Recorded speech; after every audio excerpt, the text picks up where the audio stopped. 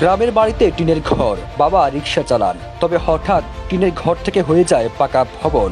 সেই ভবনে আবার 2.5 মাসের মধ্যেই ছাদ, চড়েন দামি মোটরসাইকেলে, চাল চলন ও পোশাক এসেছে বিলাসী জীবনের ছায়া। তাদের সংসারে অভাব কখনো পিছু ছাড়েনি। তারা হঠাৎ বাড়ি নির্মাণ করায় এলাকায় শুরু হয় আলোচনা।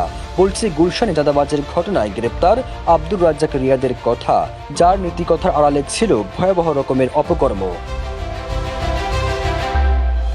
অভাবের সংসারে বাবা রিক্সা চালালেও রিয়াদের টার্গেট ছিল নিষিদ্ধ দল আওয়ামী লীগের মন্ত্রী এমপিদের কাছ থেকে চাঁদাবাজি করে কোটি কোটি টাকা আয়ের।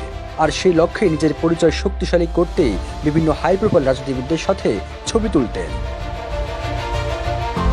এখন যে কোনো ব্র্যান্ডের পুরাতন এসি বদলে নতুন ওয়ালটন এসিতে উপভোগ করুন 25% ছাড়। তবে রিয়াদের ফেসবুকে ছিল নীতিবাক্যের ছড়াছড়ি। দেখে বোঝার উপায় নেই তিনি একজন চাঁদাবাজ।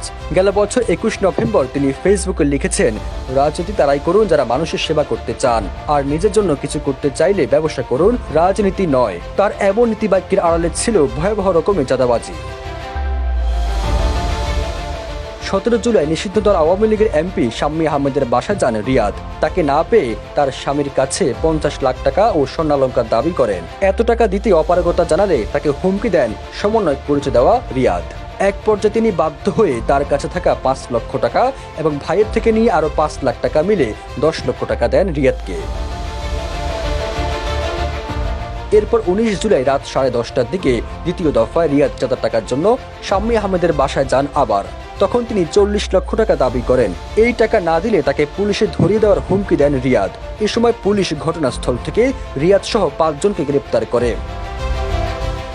সবুজ আলম, ইত্তেফাক।